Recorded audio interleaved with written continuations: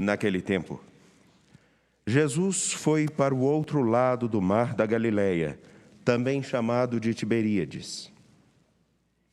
Uma grande multidão o seguia, porque via os sinais que ele operava a favor dos doentes.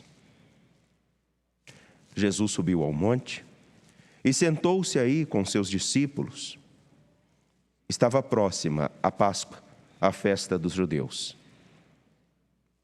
Levantando os olhos e vendo que uma grande multidão estava vindo ao seu encontro, Jesus disse a Filipe: "Onde vamos comprar pão para que eles possam comer?"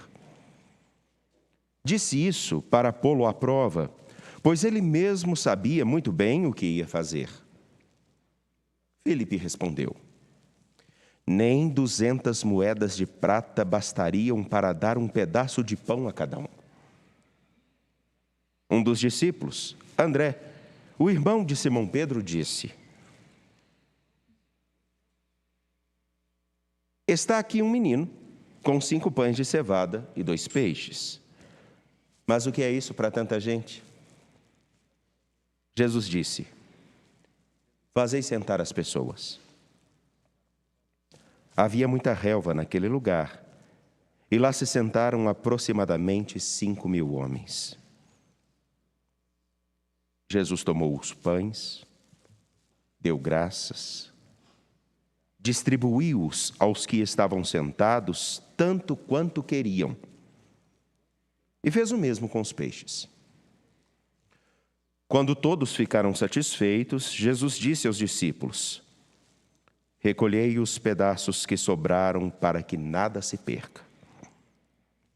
Recolheram os pedaços e encheram 12 cestos com as sobras dos 5 pães, deixadas pelos que haviam comido. Vendo o sinal que Jesus tinha realizado, aqueles homens exclamavam: "Este verdadeiramente é o profeta, aquele que deve vir ao mundo." Mas, quando notou que estavam querendo levá-lo para proclamá-lo rei, Jesus retirou-se de novo sozinho para o monte. Palavra da salvação. Glória a vós, Senhor. Por favor, meus irmãos e irmãs, podem se assentar.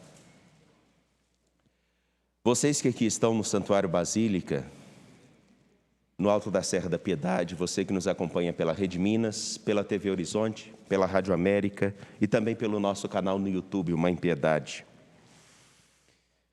Caríssimos, todos nós, sem exceção, temos uma fome da qual esperamos ansiosamente sermos saciados. É uma fome que não existe, não é um pão, é a fome que não é uma comida específica que nos saciará. Lendo o livro Confissões de Tolstói, aquele homem que narra o seu drama existencial de encontrar uma razão para viver cada dia, que não encontra mais na ciência, não encontrava na religião, não encontrava nas suas próprias habilidades, ele precisava de um motivo para viver. Porque, inclusive, ele chega a dizer que até mesmo filhos, esposa, tudo não tem sentido nenhum. Ele precisa e ele tem uma fome que é aquela que o sustentaria para continuar a caminhar todo dia. E ao cantarmos o salmo, saciai os vossos filhos, ó Senhor, eu acredito piamente que essa fome todos nós temos. Essa fome, ela está expressa na busca que cada um tem por achar nas coisas, nas pessoas, um amparo para viver cada dia.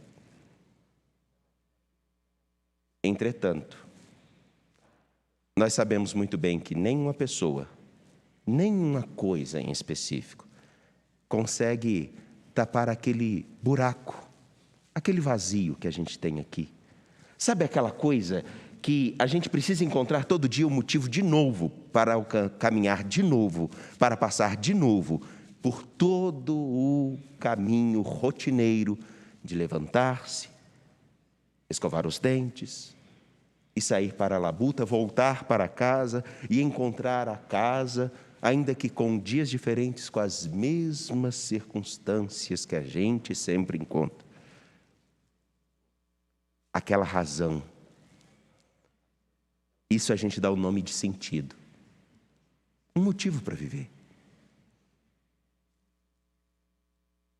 E aqui, eu acho que todos nós somos iguais.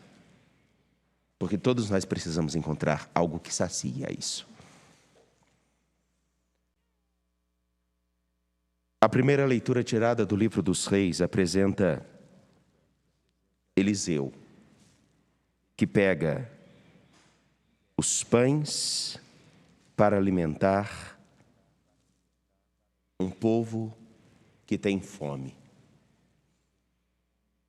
Símbolo de um pão que, ainda que seja um pão simples, de cevada e trigo novo, e tenham certeza, esse pão, como os pães que nós escutamos no Evangelho, era um pão bem difícil de comer. Como o pão da vida, o pão de cada dia, em alguns casos ele é bem difícil de comer. Tem que ser ruído mesmo.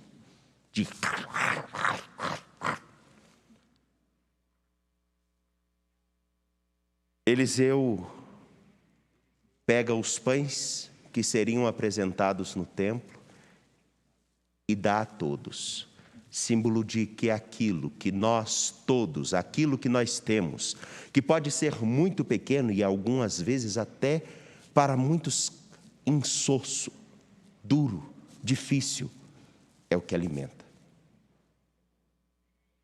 A vida é dura para quem é mole, diz o ditado. E deixar com que, como Eliseu, com que aquele que realmente sustenta cada um de nós, pegue a nossa história e alimente a nós e a tantos outros. E a pegadinha, diria uma pegadinha no Evangelho, ela é muito interessante. Com todas as nuances, só esse trecho do capítulo 6, versículos 1 a 15, sem dúvida alguma, eu tenho certeza que nós conseguiríamos fazer um retiro dentro da Serra da Piedade de pelo menos um mês. Só esse capítulo. Pegando cada expressão, cada palavra, o porquê que foi dito ali. Como, por exemplo, aqui ao dizer que viam que Jesus operava principalmente para os doentes, aqui é muito mais do que uma pessoa que está com a saúde fragilizada. Aqui quer dizer o seguinte: ele cuidava de todos que estavam debilitados, e esse debilitado significa na complexidade de toda a nossa vida.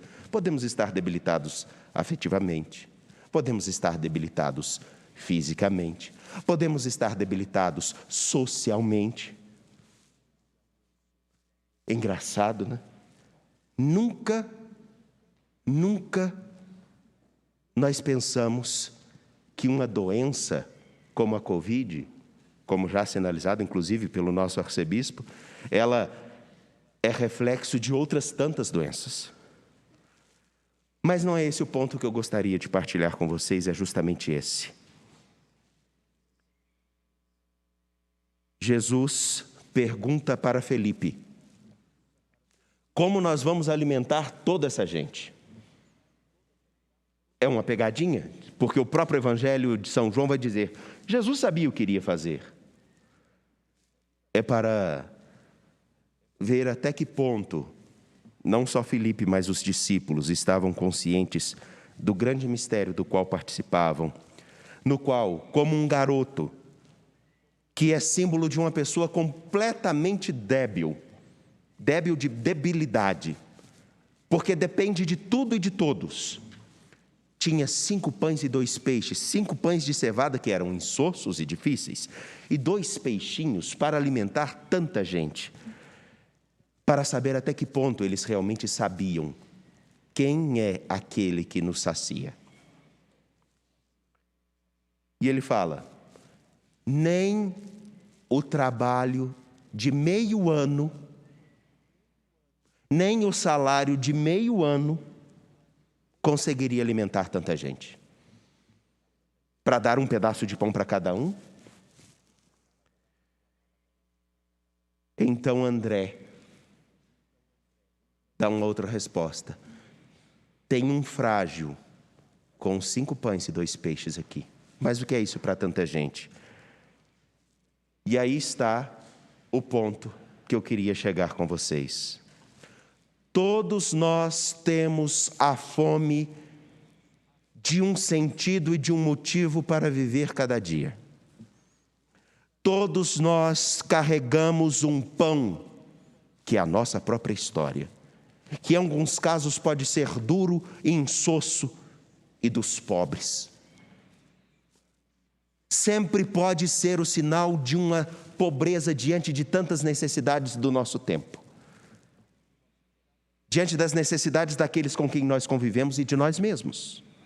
Como Tolstói, não encontramos amparo em nada daquilo que fazemos e nada daquilo que temos de habilidades, nem na ciência e nem em outros tantos recursos que possamos falar.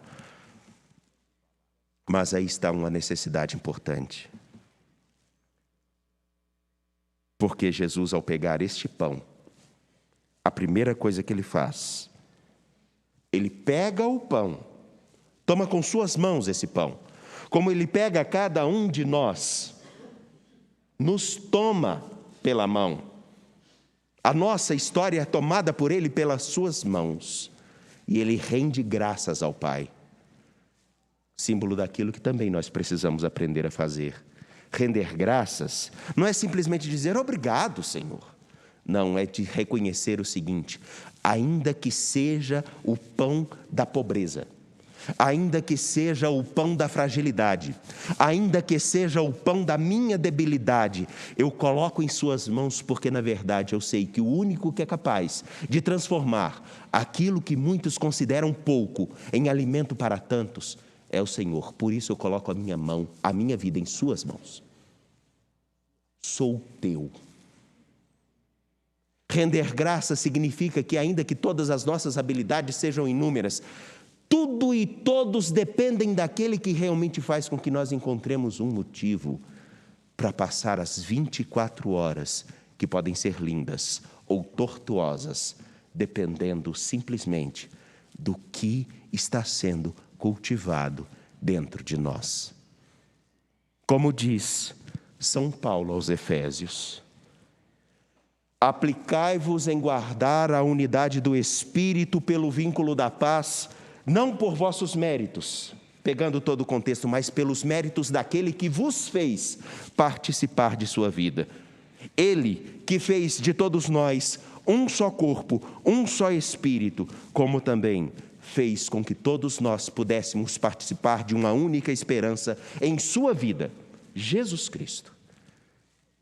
Meus caros, minhas caras, me perdoem, mas o Senhor passa pela história fazendo bem. E qual o bem que nós deixamos que Ele faça através de nós? Porque os nossos próprios méritos, a nossa debilidade, ninguém ou coisa alguma consegue saciar esse buraco que temos aqui dentro. Mas Ele, com certeza, sacia. A diferença e a necessidade é uma. A diferença, até que ponto nós nos colocamos em suas mãos.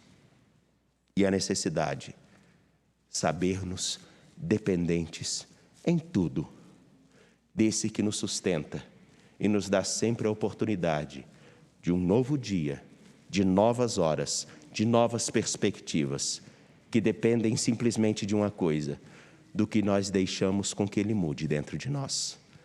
Mudando dentro de nós, mudar a perspectiva de olhar o mundo. E a perspectiva que nos faz olhar o mundo nos faz também tomar opções adequadas para a vida, para a sociedade ou para tantas realidades que não precisam ser descritas, porque todos que acompanham os jornais conseguem ver que estão estampadas em todos os pontos de nosso mundo, em todos os pontos dos noticiários de nossa sociedade, que são um reflexo de homens que têm, sim, um vazio dentro de si, mas não estão sabendo aonde encontrar um motivo para viver cada dia. Aonde está o motivo da sua busca de saciedade e aonde você busca se saciar? Confiemo-nos ao Senhor e deixemos com que Ele nos ajude. Nele, por Ele e com Ele, renovemos o nosso compromisso de saciar-nos com a sua vida. Creio em Deus Pai,